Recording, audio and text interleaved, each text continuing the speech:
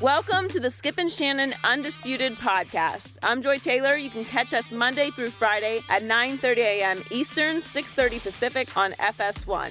Here's what this podcast is all about. It's an unscripted, unfiltered, undisputed version of the day's show, and there is a lot to get into in today's podcast. Was Zaza Pachulia's play on Kawhi Leonard dirty? Skip says yes, and he says it saved LeBron from the Spurs.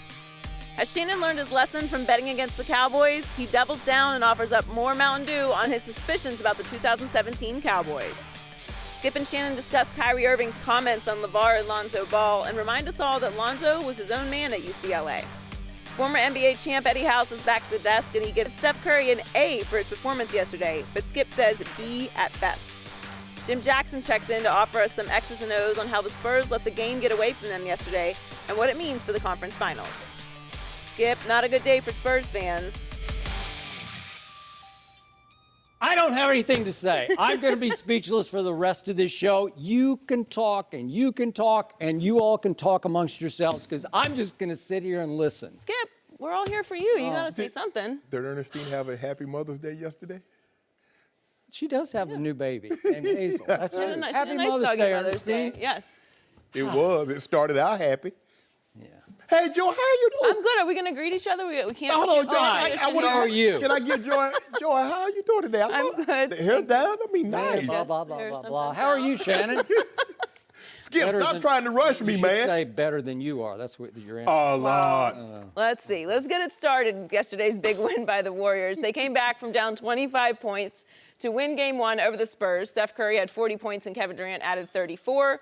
Kawhi Leonard had to leave the game with just under 8 minutes left in the third after injuring his ankle a second time. After pulling up for a jumper, Kawhi landed on Zaza Pachulia's foot and appeared to roll his ankle. The Spurs were up by 23 when Kawhi left the game. He was asked afterwards if it was a dirty play. Let's take a listen. Did you think Pachulia stepped under your foot when you only... Did he step under it? Like a purpose? Yeah. No. He was contesting a shot. It was shot clock was coming down, and I'll have to see the play. What would you say to Spurs fans who think maybe you did that intentionally to Kawhi? Do you have anything to say? I mean, that's really stupid. I mean, I don't think I should be making comment.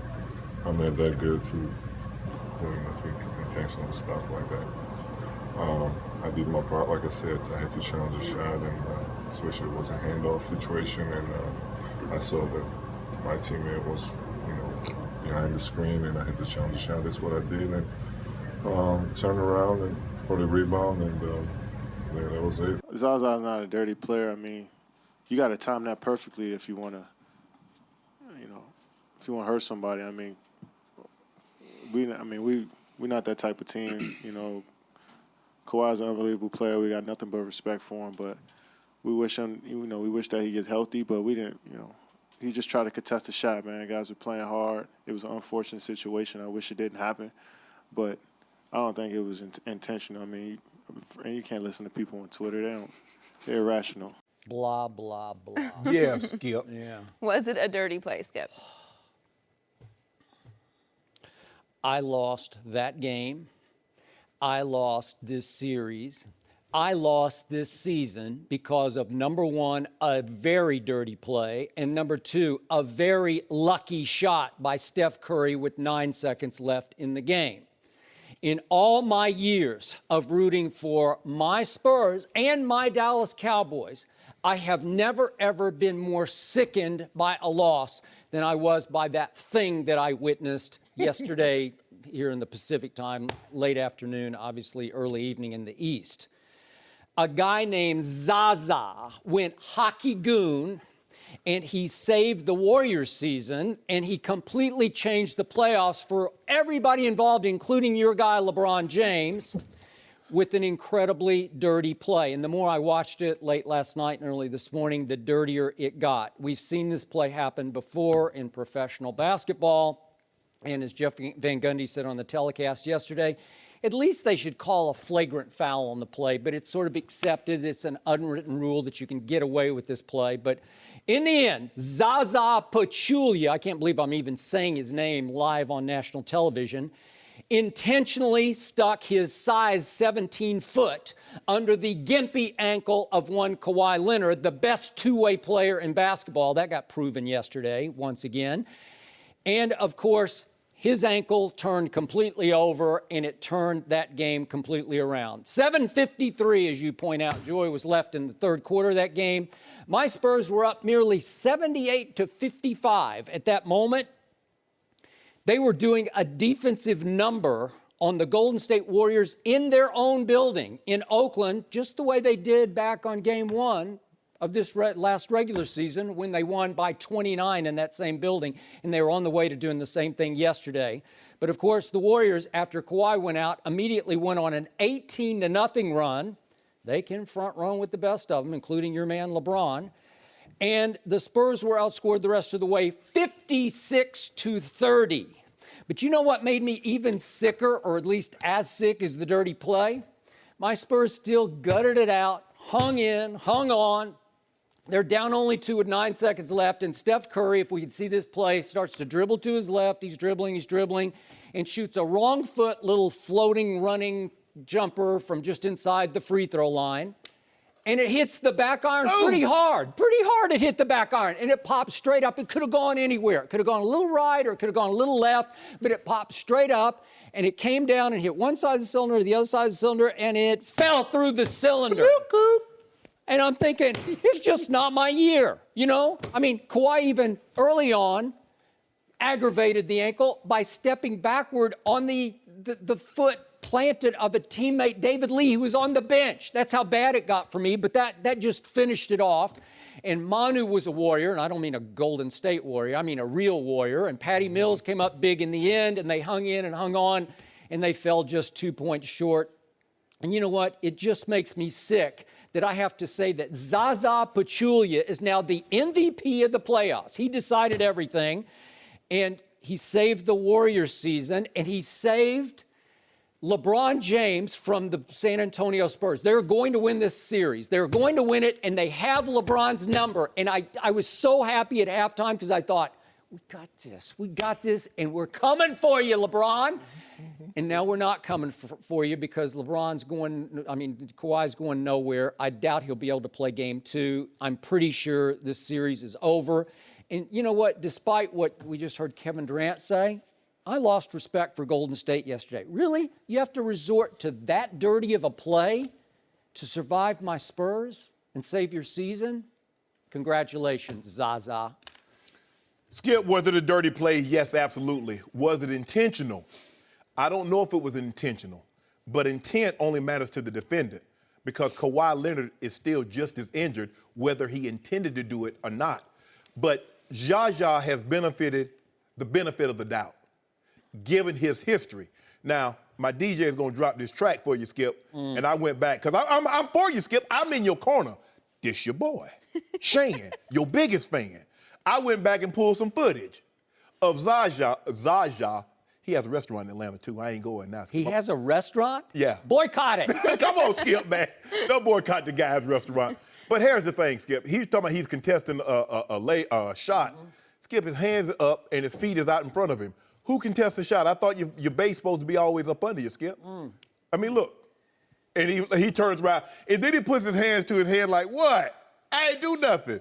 What did I do? What did I do? Me? What happened? It's a great Euro move. And they teach that in Europe. But all the teammates, as they should, come to his defense. Zaza's not a dirty player. I mean, he was trying to contest the shot. But if we go back and look at last year, he had a little history with Kawhi Leonard also, Skip, when he was with the Mavericks. I remember. Loose ball, Kawhi scrambling for the basketball. Here it is right here. Look at this. That's not intentional, Skip. No. I mean, look at this. I'm going to give you a better angle, Skip. Not a dirty player. That's not dirty. Oh, no. He wasn't trying to do that. He was trying to get See up. that, Kevin? Or what about the straight arm shiver to Russell's face? I remember this. Yep. But he's not a dirty player. Yes, he is. Yes, that's what he is. And it's amazing because, you look, a lot of people look at the Golden State Warriors because they have Steph, and he's so cute and cuddly. And Clay, they're cute and cuddly. And they look at Draymond as the villain, but the other, like, no, they're good guys. They're really good guys. I mean, come on, Shannon. What are you talking about? I like how you do that. Yeah, oh, William. Hi, Carolyn. Love what you've done here. But the thing is, Skip, he did this. I don't know if he did it on purpose. I don't know his mindset.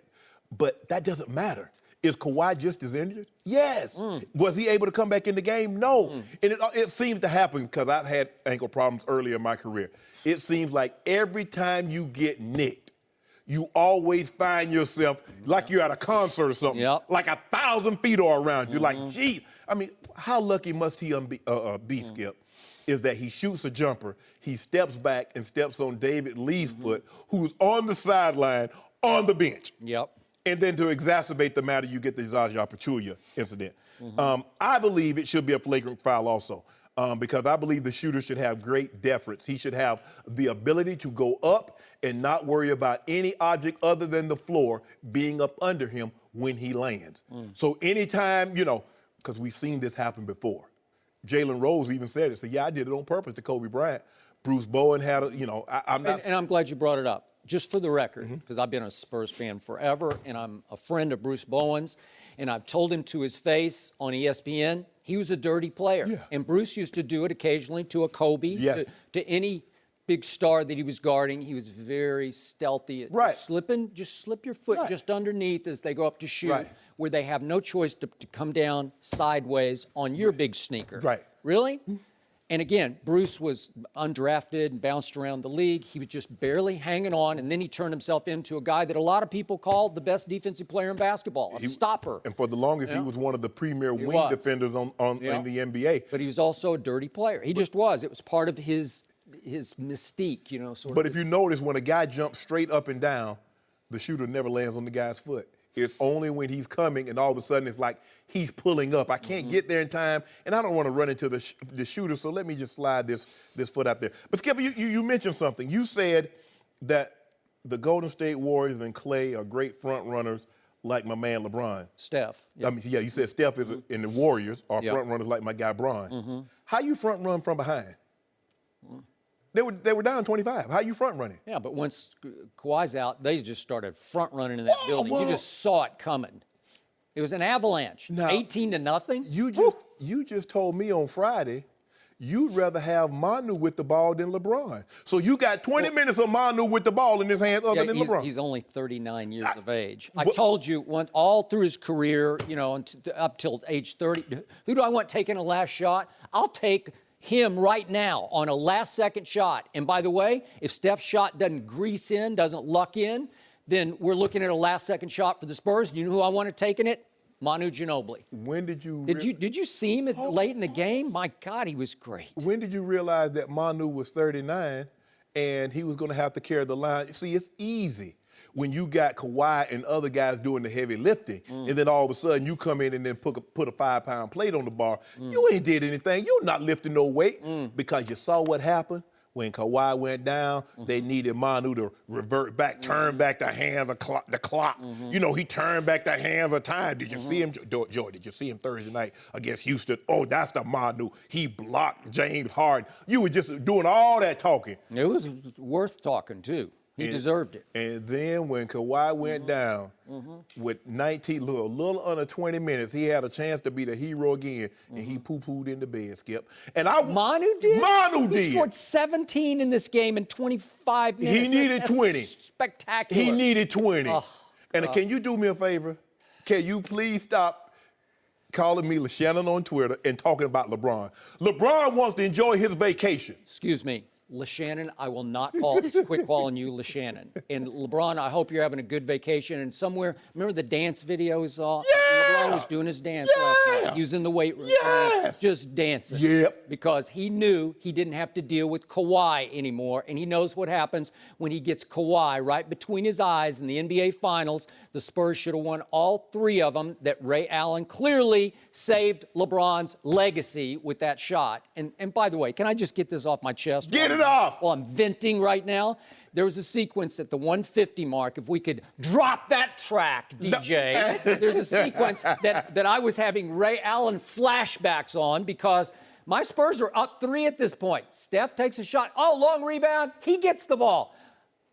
KD Oh, long rebound. Oh, tip back out. Steph gets it again, and he makes it. What does that remind you of? What did it remind you of? It's the end of Game 6, 2013, when LeBron bricks a three, and the rebound is long to Chris Bosh. Slick dish into the corner to Ray Allen. Here it is. Here he goes. Ray, nothing but net. Overtime. Exactly the same situation, except it was a little earlier, but it was down 3. Ray tied it. Steph tied it. And that was the turning point in the game. And speaking of Ginobili, he ran out. He just sold out on the first Steph 3 and wound up in the Warriors bench.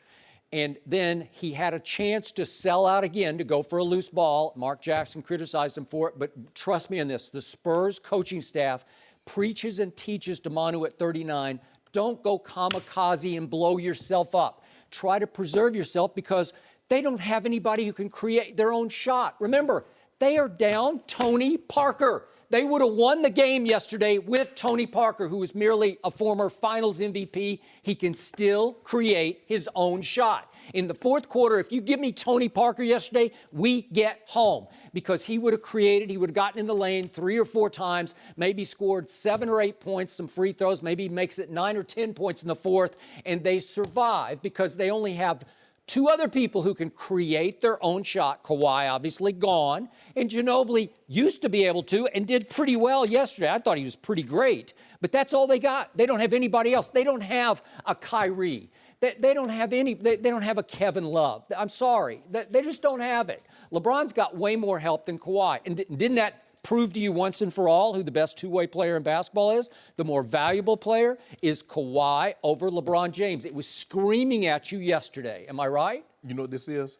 This is the world's smallest Stradivarian. Well, I've heard that somewhere before, but go ahead. Skip, I will concede this. There's only, if this was a fight, there's only so many chances that you can give a fighter without protecting yourself before he catches you.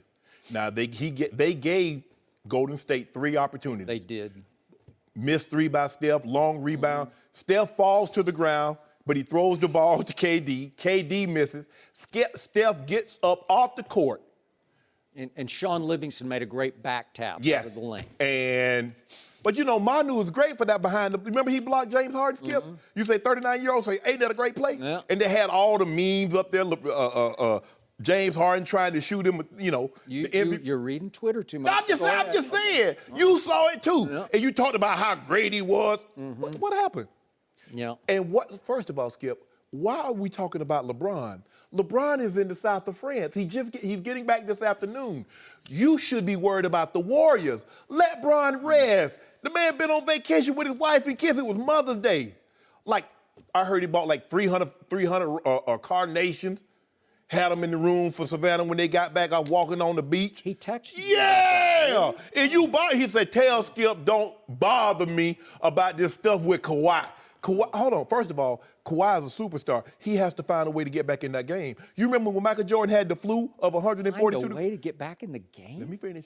You remember when Michael Jordan had the flu, 142 degrees? Yeah. And he could barely see? Yeah. He couldn't even see anything. And Phil said, Michael, just go out there. He said, Coach, I can't see. He said, just throw it up. It's going to go in anyway. Wait, his temperature is 142? That would kill most humans, I would think, right? But not Michael. But as Michael has retired, you know his legend grows and grows and grows. Pretty soon, 4 years from now, it'll be 200 degrees, Joy. Can you run when you have the flu? Whoa! Yes, you can still run. Okay. Can you jump? Sure, you can still jump. Do you have 2 good ankles when you have the flu? Yes. You know what? I'm glad you said that because there was a game in 2014 in which the Spurs cut off the air conditioning in the building. They didn't cut it off. It failed. Can I finish? The city of San Antonio took full responsibility for that. You gonna let me finish? There was a game in 2014, the NBA Finals. Yep. When the Spurs cut the air conditioning to the building and one LeBron James cramped up, you said as a superstar, as the best player in the NBA, he got to get back in the game and he has to coach. I didn't say that. He was just the only one on the floor who cramped. Nobody else cramped except LeBron. Well, look, Kawhi's the only one stepping on people's ankle. Huh. Oh, so he was the only one. Okay, that makes sense. I just use your logic. He got to find a way to get back in the game, right? That's what you said about superstars. What happens when you tear your ankle up? Are you done? What happens when you cramp up? Are you done? Yes. Okay, You were then. done. So LeBron. So Both done. All right. So what? So what are you saying? Do you take back what you said about LeBron in Game 1? I didn't say he should Yeah, come you back did. in the game. I just said he's the only one who cramped. It was weird. It was pretty weird. Really. When LeBron cramped at the start, and he didn't come back in at the start of the fourth, he had 25 points. The Spurs go on a 36-17 You're to close out the forcing game. me to say it again. I told you a high-placed source in the Heat hierarchy told me the next day that LeBron had had a history of cramping when the stress was highest. What? I never saw that. I heard the guy, Skip, so he should have never played it down. He should have never played 1 minute in the NBA because here's the guy that was on the cover of Sports Illustrated saying the chosen one. Yep. And all of a sudden, so with that pressure on him, not only did he was the most hyped, heralded athlete in the history. And not only did he meet expectations, he's exceeded it. Yep. And then someone want to have the gall, going to have the guts to say, oh, because he succumbs to the pressure sometimes and he starts to cramp. I've never heard that. Now maybe there's a term for that, but they got a term for everything. I'm repeating what a high-placed source told me. You know what, Skip? I got punched in the stomach one time. I was repeating what someone said, and my grandma said, boy, I told you about talking behind somebody. What she meant by that, repeating what I heard said. So she punched me in my gut, and I don't repeat. Well, I'm talking in front of everybody. Seems like she probably was gearing you to not be a reporter then. Now, yeah, That's true. Kind of part of the job. Talk about, I told you about talking behind people. But Skip, So, you know what? You should have texted LeBron right after this game and said, congratulations, you just won another NBA title. No, you should have. No, Skip. It's Skip, it. Thanks Skip. to Zaza Pachulia. You believe in that? The general rule of thumb is that you don't make omelets until you get eggs. We got things we got to take care of on our side. So let's get this straight. LeBron avoided Deion Waiters. But you better stop. He avoided Rondo, who would have beaten him in the conference finals. He avoided a little bit of Kyle Lowry. Toronto probably didn't have a chance anyway. And now he's avoiding Kawhi Leonard thanks to Zaza, the hockey goon. Way to go, Zaza. I cannot believe, Skip Bayless, you would sit up here and say that LeBron dodged Deion Waiters. He did. Rajon Rondo. They were the hottest team in the league for 2 solid months, and then Deion went down for the last 13 games of the season, and Miami missed by like one game? One game. Wow, way to go. He does after big shots. Do you go to church? You go sit up here and lie and pretend like Deion Waiters would have He does do that. But Skip, you go to get your wishes Wednesday night. They're going to play the Wizards or the Celtics. And then if they do... It's a sweep. They're going to play the Celtics, and they're going to sweep them. Can we build it? Coach You heard it Tyler here already first. said it. Well, Can we build it up? even though you don't buy what the Warriors are saying, at least Kevin Durant agrees with you about Twitter being irrational. That's true. So, But he's always responding to people on Twitter. the undefeated. I think he Skip was doesn't. responding to me. No, I'm talking about Kevin Durant. The undefeated report that Kawhi. Kawhi underwent an MRI last night. There's no reports yet. No mercy. Lonzo Ball is expected to be a top 3 draft pick in the NBA draft. His dad, LaVar, has caused a media firestorm over his son.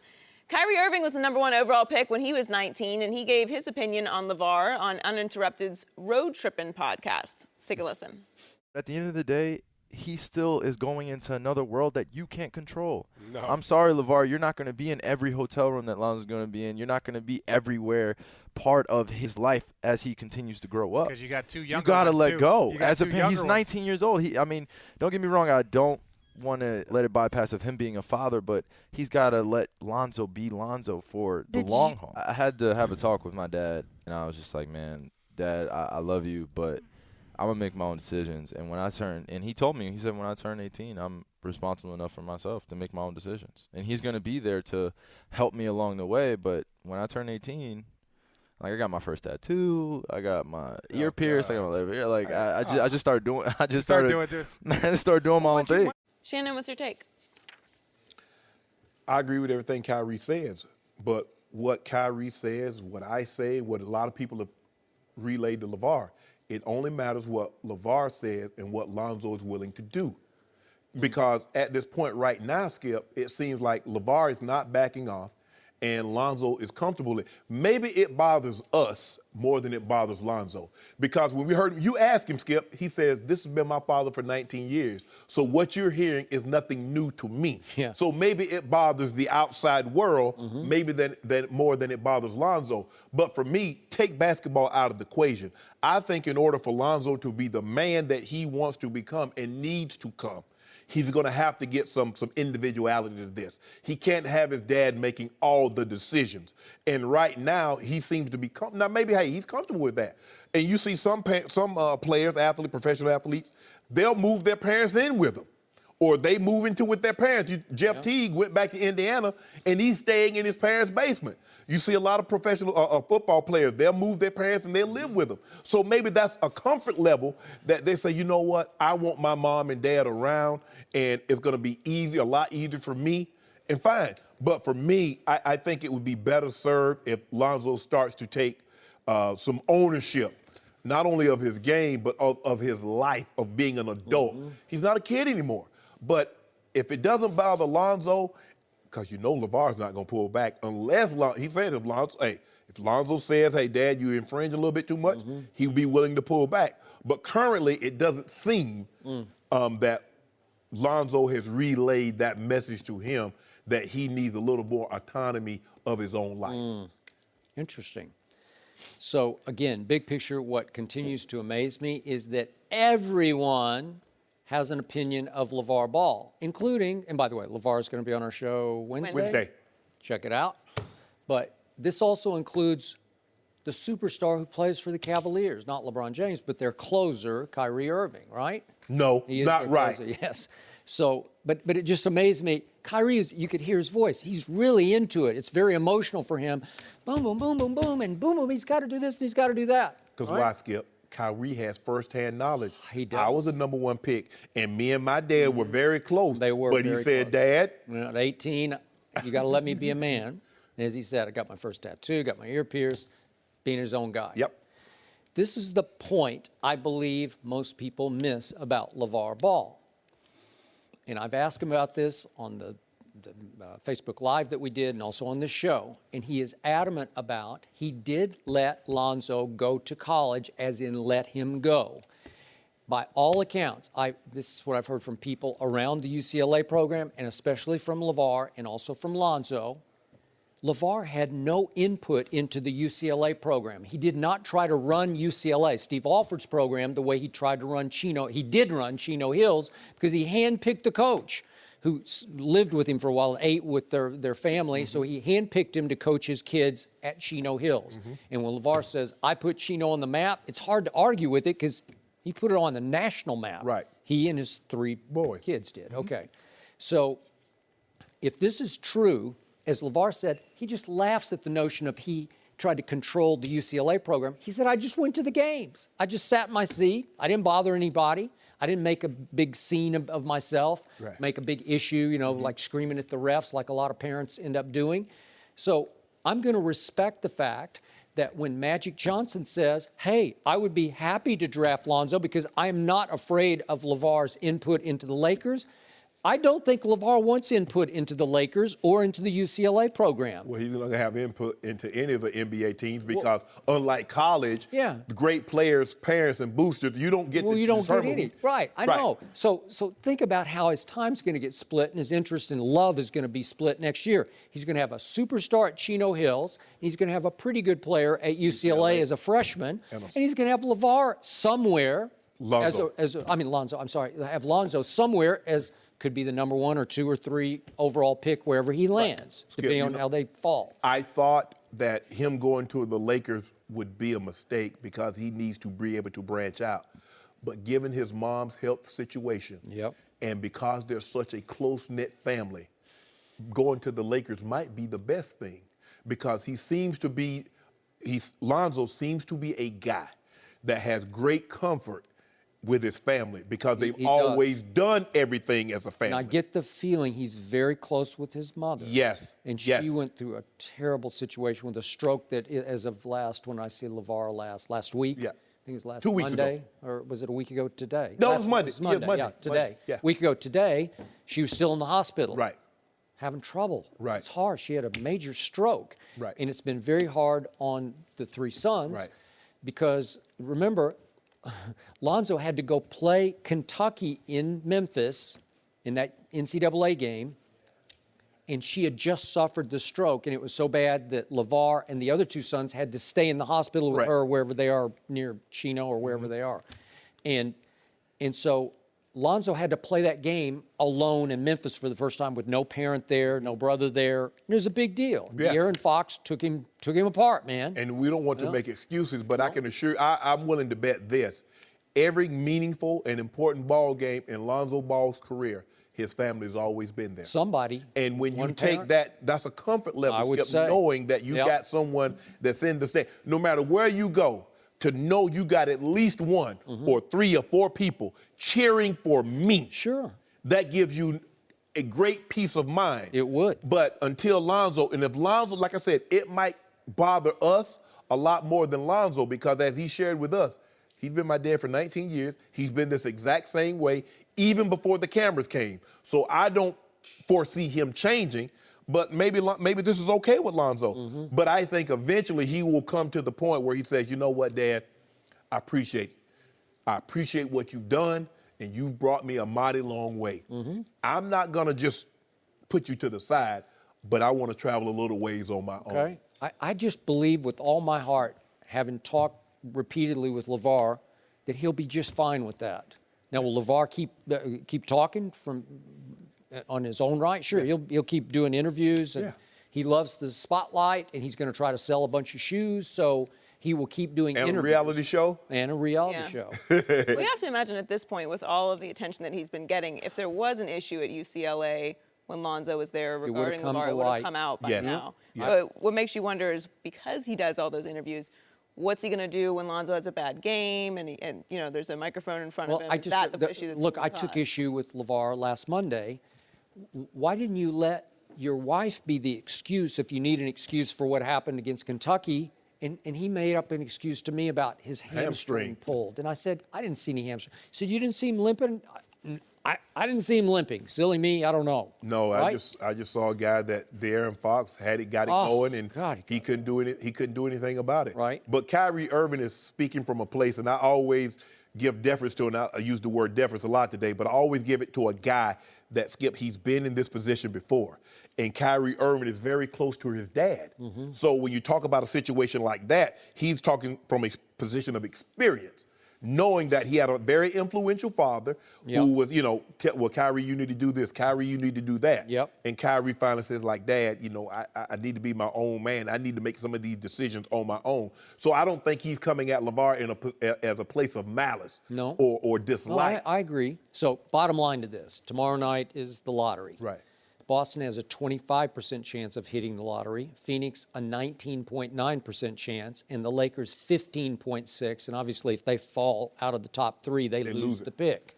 So what's your best guess? If Boston hits the lottery, as the percentages would say, would they take, I think they would probably take Markelle Fultz. I bet Lonzo Ball I bet Lakers get that ball. Just I'm not saying that basketball gods. I'm not sure. saying this is a Knicks in 1985. I'm not saying that, Skip. Yep. I'm saying I bet Lakers get that ping pong ball. Okay, well, they're going to have to at least get the second pick in the draft to get Lonzo, because I'm pretty sure Phoenix would take him. I could be wrong about that. Yeah, and move Bledsoe. Well, the basketball gods will be very busy this week, right? Letting Steph's ball go in at the end of the game. They've been very busy. They were Lakers busy get the yesterday. pick. They're going to have to take the night off tonight. Where they take the night off? LaVar will be They'll on the back show on in action Wednesday. We'll discuss the lottery with him. No mercy. Steph Curry led a huge Warriors comeback yesterday from 25 points down to beat the Spurs. Curry finished with 40 points, his high in a playoff game this year. Curry made 7 3-pointers and added 7 rebounds in the win. We're joined by Eddie House. Eddie, how would you grade Steph's performance? I got to give him an A. He was fantastic, a big part of the reason what they were doing, especially there in that second half. He went 10 for 16, 5 for 10 from 3, but that third quarter, 19 points, especially when they needed all those points. He came up big shot after big shot after big shot. And if he doesn't have the prettiest jump shot of all time, next to mine. Eddie House, I was going to say. Next to mine, and I don't know who does, but it looks pure. I mean, it comes from his daddy, though. It's in his DNA, man. His daddy had a stroke. His daddy lit me up one time in like 4 minutes for like 16 points. Quick. And then Pat took me out. I didn't get a chance to get back at him, so I wanted to get back, but I didn't. But he has a pure stroke, man, and I give him an A because not only he came up with some big steals too, right? You know, to create some offense for themselves. So he gets an A in my book. I'm gonna give him an A also, and for the very reason that you mentioned, Skip, he really needed this game because if you look at the previous 2 years they were in the finals, Andre Iguodala was the finals MVP, averaged about 16 points a game. Steph averaged 26, but when you look at those 26, you're like, that's not the MVP 26. And then you look last year, LeBron, they had a 3-1 lead, and as a unanimous MVP, even though you lose Draymond Green, this is the moment that he should have took over the ball game. And then you look at Game 7, 17 points. That's not enough. 40 points the first time he scored 40 points in a playoff game at home. And as Eddie mentioned, they needed every point he got in the third quarter because what he did is that he got them close. They can now all of a sudden, for the longest time, they couldn't see the Spurs' tail light. But all of a sudden, he gets hot in the third quarter, and now they can see it. And then they had the other guy gets cooking in the fourth quarter, and now they finish the deal. But, Skip, you got to give him because of what he was able to do. He needed that type of performance in his psyche. And I know he's like, you know, it's a team game, and as long as we win the game, no. You're an MVP, a two-time MVP, and you need moments like this because ultimately, this is how we're judged, Skip. I don't got to give him anything. Yeah, you do. What you going to give him? I'm going to give him a B. What? And I'm being gracious to give him a B because I'll tell you why. I give him a D for his first quarter because he just got shut down. He was 1 for 5 in the first quarter and 0 for 3 from 3. Then he goes 10 points in the second, 19 in the third, and I'm going to go A+, A+ for those 2 quarters. But in the fourth, he scored 7. And 2 of those were the luckiest 2 points anybody scored all day because it was the last 2 points that he scored. And I'm going to give him a C for that. So I go D, A+, C. That averages out to a B. Now let's go to that last shot. This is when I knew it just wasn't my day. I lose Kawhi. He turns it twice, once on David Lee's foot, planted on the sideline on the bench. And then with 9 seconds left, Steph goes to his left. He's being forced into a shot that's not really his shot, a little running jumper from just inside the free throw line. He kind of wrong foots it, and it's long, and it hits the back iron pretty hard, and it bounces up high, and it could go anywhere. If it hits a little bit of the iron sideways, it could go over here or over here. It could bounce over here, but it bounces straight up, comes down, side of rim, and falls through the cylinder. It's a lucky shot. I don't care what you say. And I just fell on the floor and rolled over like 3 times. Like, that's what my day came down to because at that point, if it misses, it's a 1-point game and my Spurs are going to get the last second shot. And Manu Ginobili's going to take it. I don't know if he's going to make it. Maybe he gets to the free throw line. 2 free throws to win the game because he's not afraid of shooting 2 free throws to win the game like somebody else I know, the king of Akron. But that's a whole nother, you know. Why? Shots fired. But why is he talking about the man? The man just getting back from an extended vacation. He's chilling. He waiting on the win. Yeah, he just won the NBA title last night because Kawhi went down. He's talking about LeBron, who hasn't played a game yet, when his team is playing the Warriors. What does LeBron have to do with anything? What he's talking about now, Ed? You know, that's like you bringing up LeBron when we're talking about other people. What does he have to do with it? He has to do it. You're always defending them. He's always going against them. It's a perfect harmony. Yeah. Okay, but Eddie House, you were a shooter. Was that not a lucky last second shot? No, that's called shooter's touch. Shooter's touch, and shooter's then bounce, the lucky superstar bounce. Yeah. Superstar. So the ball is listening to the superstar. I mean, me and Brian Scalabrine would talk about this all the time on the bench. Guys will go up for a layup, and they'll roll like Paul Pierce's free throw. Same thing. That's a superstar bounce. We were talking about we're not a superstar. We'll miss those shots. Same exact shot. We'll end up missing it, but somehow it goes in for those guys. Yeah. The ball knows it got shot by Steph. So the ball says, whoops, he shot me a little too hard. Ooh, no, I just hit the back iron. Huh? The basketball gods. And so the ball hits too hard off the back iron, but the gods say, no, let's just ease this back over here so it's going to hit within the cylinder and it's going to fall. And I fell. It's lucky. It's a super. It's the God said, What do they let there say? be Golden State. You got to be good and lucky too. Yeah. I mean, Skip, look, you guys had it. If you get 3 defensive rebounds instead of letting the Warriors get those 3 extra. They gave up 9 offensive rebounds in the second half. So let's say they are 6. Let's say you don't turn the ball over, 7, 8 times. You only turn it over 5. Because now you give the Warriors is the one team that you don't want to give extra cracks at knocking you out. Because they're going to land some of those and blows. what happened with 1 minute and 50 seconds left in the game? You want to talk about superstar bounces or basketball gods? What happened? Steph misses a 3 pretty badly, and he missed it so badly that it bounces right all the way back to him because Ginobili sold out and wound up in the bench, the Warriors bench, and Steph gets the rebounds, falling down, kicks it across court to KD, who misses badly, high, long rebound, and Sean Livingston tips it back out to Steph, who then makes his only 3 of the fourth quarter. That's why I gave him just a C for the fourth quarter. He went 1 for 4 from 3. That was a big 3. It tied the game. It was. And this is another thing. We got to give the Warriors credit on how they changed their defense in the second half. They were more aggressive. They pushed the guy off the block.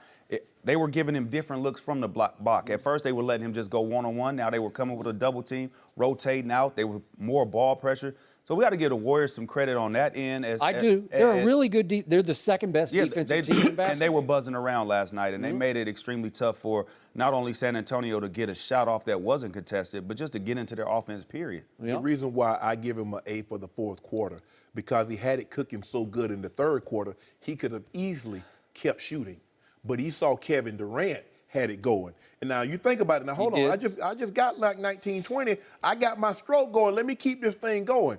But he knows he has another MVP, and he saw him get it going. So for the ability to pull back, sometimes, Skip, it's not the shot that you take, it's the shot that you refuse to take because you know someone else has it going. So I got to give him an A because he needed a game like this, because for an MVP in back-to-back years not to be a finals MVP in one of those 2 seasons, it should be unacceptable. And he also knows that he's going to need KD. He's going to need Clay coming down these next few games, period. No. He's going to need him, period. In June. But in June, it starts right now. In June. It starts right now. In June. I mean, this is over, right? In 4, sweep. Right? That's what you said. You did say OVA. Well, he also said 6, and he also said 5. So okay, when they going to win? Say no more. It's over. No mercy. The Warriors came back from 25 points down yesterday to win Game 1 against the Spurs. Kawhi Leonard had to leave the game with just under 8 minutes left in the third quarter after injuring his ankle. The Warriors went on an 18-0 run after Kawhi left and outscored the Spurs 58-33 to close the game.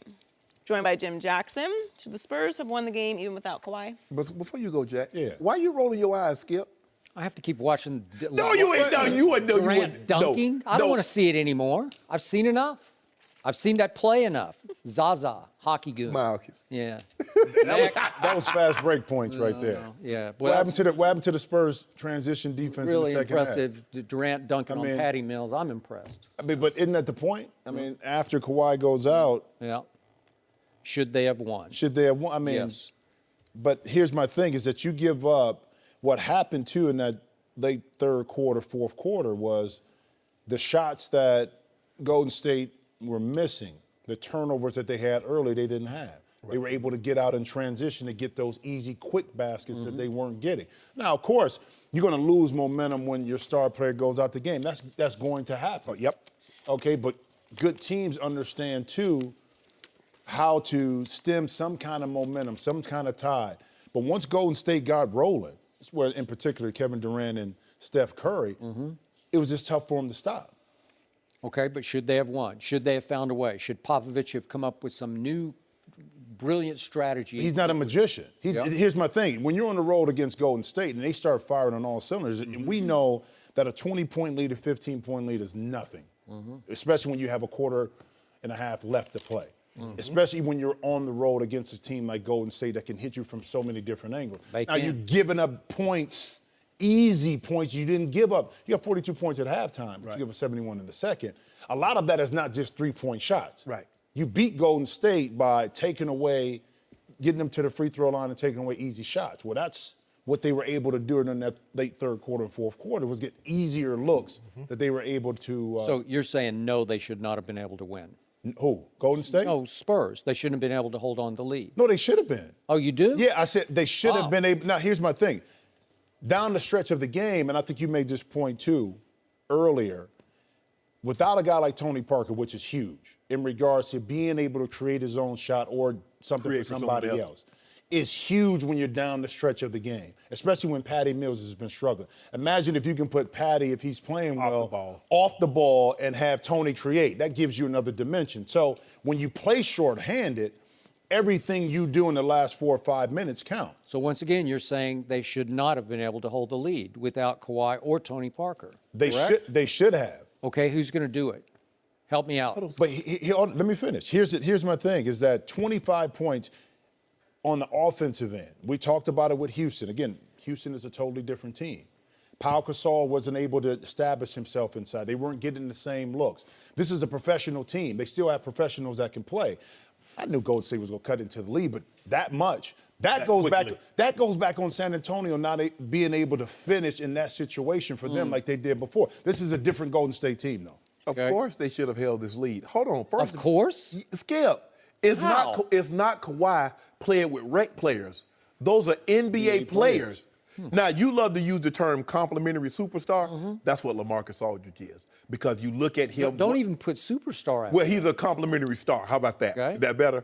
He's a complimentary star because once Kawhi went out, now all of a sudden, those fadeaways that was clicking because he knew he was going to have to carry the burden. Because when Kawhi's in there, Kawhi's doing his thing. Well, hey, I got Kawhi there. Let me join in some of this too. Now when all the eyes are focused on him, he's the guy that they're going to try to dump the ball down to because as Jack mentioned, they don't really have anybody that can say, okay, I'm going to give you the ball, go get your own shot. That's not what they have. They have a system that flows on movement. Oh, well, that system was just awesome yesterday, wasn't it? You see it in the fourth quarter? What happened to that pop system in the fourth quarter? Just plug any old cogs in there and see what happens. But how about this? They got Skip, blown out. you gave up 10 offensive rebounds in the second half. Let's just say, for the sake of argument, you give up 6. You turn the ball over like 9, 10 times in the second half. Let's just say you turn it over 4 times. At some point in time, that's effort. You know, they say 50-50 balls are effort. Turnovers. Not only are you turning the ball over, Skip, but you're not even getting a shot up at the rim. You're not even giving them an opportunity to foul you. Maybe they foul you and you go to the free throw line. So that played a large part. I don't know if that was all Golden State. Yeah, you know Golden State's going to make a run, Skip. They got too many great players for them not to. But to give up 23 points, because all I know is that, Bron went down by 25, and who was on the bench? Kyrie on the bench, Kevin Love on the bench. And he had 4 backups. Wait, are you saying Kyrie and Kevin Love didn't play the whole second half against the Pacers? Fourth quarter. The fourth quarter, Kevin Love played like 4 minutes, and Kyrie played 8. But it was against George Paul, right? Carter made his real name, man. George Paul. He's George Paul now. Come on, That's who he is. He's George Paul. You guys kill me on this because you both say, of course your Spurs should have closed this deal. Up 23 with 7 minutes and 53 left in the third quarter. And then you give me no reasons how they could have closed the deal because I'm going to tell you again, my team has 3 players who can create their own shot, which you have to be able to do when the lead is falling apart at Golden State. One is Kawhi, and he was being helped to the locker room by the trainer. Number 2 is Tony Parker, and he ruptured his quad, okay? So he had just had surgery, so I don't think he's going to be able to play yesterday. And number 3 is 39-year-old Manu Ginobili, who I thought played a Warriors game yesterday, and I'm not talking about Golden State Warriors. I thought he sucked it up and gave them every ounce he had of 17 points, which I didn't see coming. So, again, who's going to get their shot? Is it LaMarcus Aldridge? He's just a disaster in fourth quarters with the spotlight on him, and this is what we found out last year when they tried to make it LaMarcus's team, and it was a big bust. And this year they said, nope, we got to make Kawhi. We got to get him out of his shell, turn him into the superstar that he is, the best two-way player in basketball, and let him take over down the stretch of every fourth quarter. Yeah, but Pop, what do you do if he gets hurt and he's not there? Well, this is what you do. You do nothing. And it did come down to 2 big threes that were missed by LaMarcus Aldridge and Danny Green. They were contested, but they were threes from the corner, and they both missed. So I'll give you that much. But DeJounte Murray was the only kid who came in, besides Manu. He's the 29th pick in the draft, a pure rookie who's a little overmatched on defense, but at least he was creating some shots on offense. And in the fourth quarter, he made 2 out of 3 shots and scored 4 points. And I thought that was pretty good. That's about all you got here because Patty Mills got locked up and suffocated by as good a perimeter defender as there is in basketball. 6'7" Klay Thompson. Patty is 5'11". He can't get his own shot on a guy who's 6'7" and quick like Klay. So they sacrificed Klay's offense because they said, we're going to go player for player. We'll give up Klay. You're going to give up Patty. One scored 6 points, Klay did. Patty scored 5 points. He was 1 for 8 and 0 for 6 for 3. Well, let me ask you. So who's going to do it? But, Skip, you're focusing in all on the offense. What about the defense for the Spurs?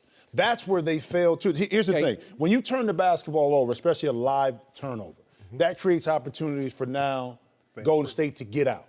When you turn the basketball over in half court set and you're not getting shots, that's going to slow down the momentum, any momentum you had on offense. Pau Gasol played 1 minute and 50 seconds of the fourth quarter because, A, he was in foul trouble, but, B, they're really good on defense with Pau and LaMarcus because they can both defend the rim like crazy, and they were making it hard on the Warriors in the first half and the first couple of minutes of the third quarter.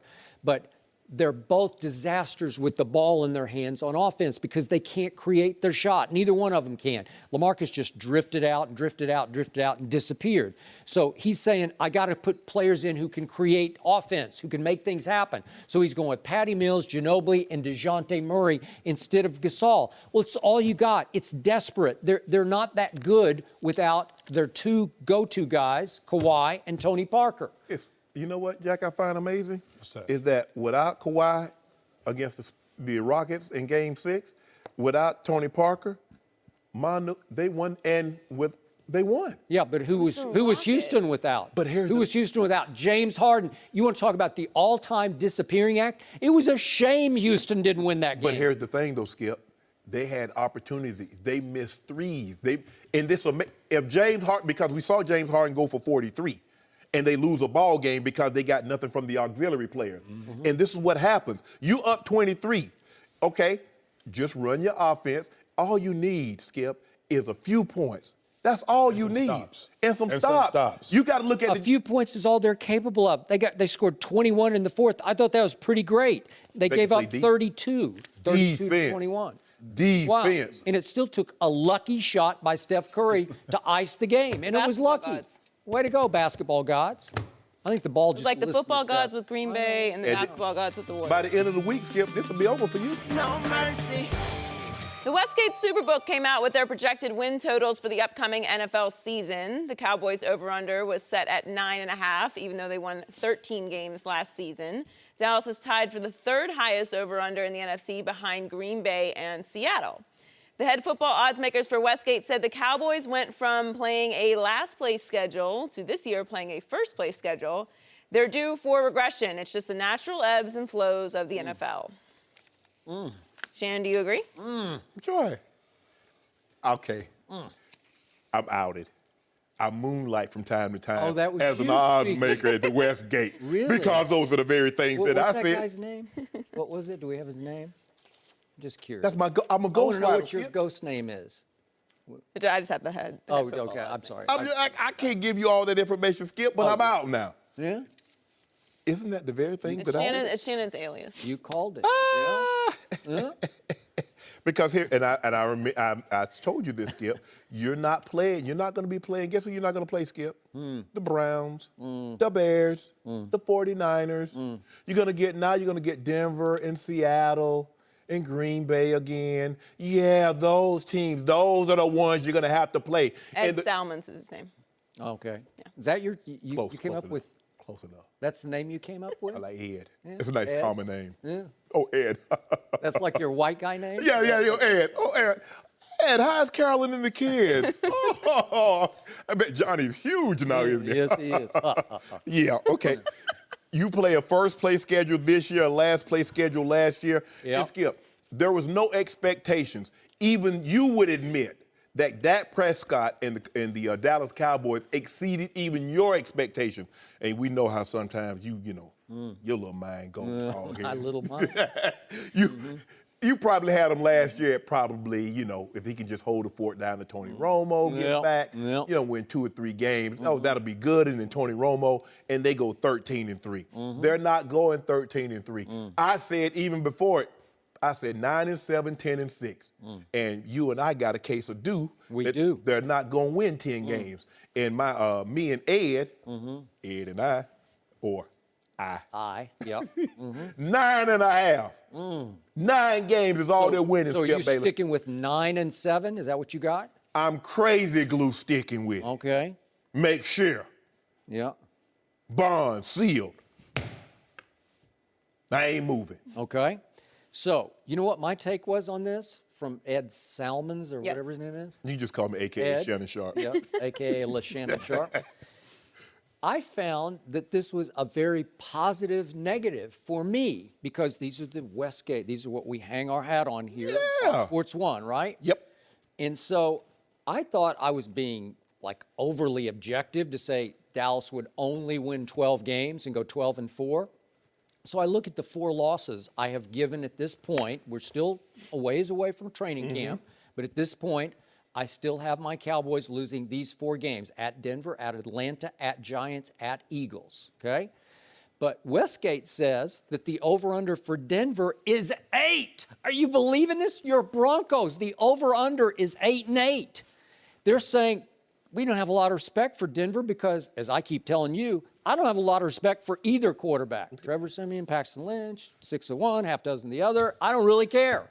If Romo were in there, I'd be a little nervous, I must tell you. But Romo's in the TV booth, and I'm pretty sure he's going to stay there. Yeah, what would be the over-under that he could play 5 games? Well, that's a whole nother issue. But then Atlanta is dead even with Dallas at 9.5 wins on their over-under. So they're not saying Atlanta's any great shakes. And I don't think I think Atlanta's going to suffer a severe hangover from that loss. I don't know how you get back up off the mat after you get crushed like that in the 4th quarter by Tom Brady. And then at Giants, Vegas doesn't have a lot of respect for these Giants. I do, you do. I've told you on paper, I've gone so far as to concede just on paper, that was pre-draft, that the Giants, after they added Brandon Marshall, looked a little better. And I loved their first pick in the draft, and you got it. And yet Vegas is saying their over-under is 8.5 wins. So Vegas is not impressed with the New York Football Giants, which leads me to the Eagles. Over-under for the Eagles, 8. So they're just saying they could be an 8-8 kind of team, which leads to the Redskins, the other team in the division, 7.5. So they're saying they're probably going to be a sub 500 unless they go a little over, and they could go, 8-8, maybe 9-7 at best. So how am I threatened by that? I like what I see. And bottom line, I look down to just the pure Westgate. We're still going on Westgate. Super Bowl odds as of right now. New England is 3-1, prohibitively favored, as they should be. Right. The second place is Dallas at 8-1, second favorite. 8-1 is Dallas behind New England. Well, that's pretty great. I'll take that to my off-season bank right now because, listen, everybody says there's going to be regression. That means probably the quarterback is going to regress. That's how you would have to start and finish with the quarterback on regression. Yes. Even though you can argue the schedule's a little tougher. I don't know about that. I'm just not sure. But the point is, I think Dak will take a step forward instead of a step backward. And if I'm right about that, you're going to lose a case of due because this offense, it's going to be as explosive as Tom Brady's offense. It would be nice if the offense only played, but you got to bring those 11 guys that's not very good on defense. So the 11 guys who are not very good finished top 5 in points allowed last year. Defensive top 5 team, okay? So that's okay. Where are those guys at? Because you're going to have a whole new secondary starting. There was an exodus. Everybody's out the door in the secondary. No church. And you know what? You didn't like them to start with. You didn't love Used Car to start with. You didn't love Mo Claiborne to start with, I did right? not. And I do like Barry Church, and I do like J.J. Wilcox, but listen, they're not Pro Bowl players. No. So I love my coordinator, Rod Marinelli. So he's the one that you can't lose, and they still have Rod Marinelli. And that defensive draft, I told you, it is high energy, high performance college players who are going to bring like a rookie zest to it, like a whole new force field. Do we know if they can play those, Skip? Okay, I saw him in college, and I know that Taco can play. You just like calling that man's name. You know what? I called his name a lot in my living room watching Michigan play. Taco again. Taco again. Taco changed that game. Chris Carter, who knows Michigan because he's an Ohio State man. He disrupts games. He's wherever the ball is, he seems to be around the ball. So what, every 2 sacks he get in the game, 3 tacos for everybody in Cowboy Stadium? Maybe. I'll take that. That would work. And speaking of Michigan, Jordan Lewis, again, he had a domestic abuse issue that's still hanging over his head. Don't know how that's going to turn out. Not defending him whatsoever. But they stole him in the 3rd round because he should have been a late 1st-round pick. Could he start at corner? Wouldn't shock me. And Awuzie, if you watch Colorado, he just jumped off your screen because he's high octane, high energy, always around the ball. And I did not see Xavier Woods play in college, but everything I read about him at Louisiana Tech, he's just a ball hawk. Gets his hands on the ball. Well, we're going to see how Awuzie do against Odell and Brandon You could be right. Marshall and all those studs out there. Yeah. But you know what? Anthony Brown, you never bring up his name, but he started 9 games for my Cowboys last year as a rookie out of Purdue. And I thought he was really good. He got all them holding calls. Did you see all them holding calls I didn't see any holding calls. I thought he played great. And Skandrick, our man who came on the show not too long ago, 2 years ago, it's really now three seasons back, he was the best player on the defense, the most active player on the defense. So he's coming off a bad knee injury. Maybe he gets his legs underneath him. He's still there. Jeff Heath, the safety, made 2 big plays against Aaron Rodgers in the playoff game. So Byron Jones, I don't love him, but he's got huge ability. He's one of those measurables without immeasurables. 12-foot long jump and 40. He can do everything. He can do everything. But again, who is going to get to the quarterback? Taco. David Irving. David Irving had some big games until the Green Bay game, and I couldn't see him. I don't know where he went. Maybe he took the weekend off. I don't know. Maybe you think 95, where were you? Maybe you think the quarterback made a lettuce and guacamole. That's the only thing Taco will be running again. Skip, 9-7. Won't you face the fact? But you know what I'm going to do, Skip? I'm going to do you a favor because I love you so much. I'm going to let you, like midway through the season, after they're like 3-5, I'm going to give you the ability to give me half a case of dew and not the whole case. No, I don't. That's the kind of guy I am. I know. That's the kind of guy you are, and that's not the kind of guy I am. I stand by my bets. I don't welch like other people I know. I pay. I just pay off. Even in Vegas, they'll give you an opportunity. Like, okay, here, I'm done. I know I'm not going to win, and go ahead and give it. Come on, Skip. Yep. So my final point about my Cowboys is people are saying maybe the offensive line does take a step back because obviously they lost Ron Leary to your Broncos. Lyle Collins moves out to right tackle. He could be a Pro Bowl player out there because he got that kind of ability. Because he definitely had Pro Bowl ability at guard.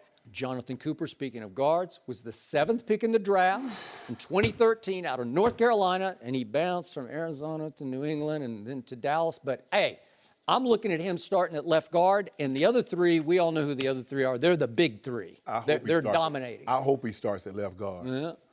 Easy pass. Oh, really? Right. Easy pass. The quickest way to the quarterback is right up the middle. And, by the way, my man Zeke the Freak, he got off to kind of a slow start last year. He had 51 in the first game, 83 in the second game. What if he gets off to a fast start this year? He got off to a fast start in the offseason. Yeah, he did. Ooh, he was gaining yards. You're going to have to keep him eligible. Keep him out of trouble. If that happens, then I'm out. No, you can't be out. Well, I would be out if you don't have Ezekiel. Are you kidding me? But I still get my case of due. Yeah, you would.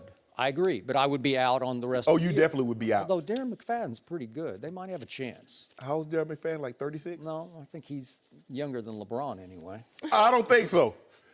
It's How's close. LeBron now, 38? I mean, he goes to south of France and getting out that oil mineral bath. Yeah. They got mud bath. He and Savannah was laying in them tubs about 2 3 hours. You ain't see it. So it's like hair regeneration? No, he don't need to grow no hair. Okay. Hair slow him down. Headband slow him down. Oh, hair slows down? You see how high he jumped now without that headband? I didn't think of it that way. Swaying him down? Yeah. You see him getting a hyperbaric chamber? Yeah. He's like, I'll be standing there for like 2 3 McFadden is 29 years old. 29. I think he's okay. I think he'll be pretty good. I think they're going to be real good. I think they're going to win 12 like easy. In fact, that's kind of a Bet another case they don't win That's 12. a pessimistic view. Bet actually. another case I they don't got win my 12. case on 9. I got you stuck on You 9. didn't learn your lesson betting against the Cowboys last year? The Cowboys are who we thought they are. And The these team good that teams, won 11 in a row. these good teams won't let them off the hook. Yeah, but they're not playing the really bad ones.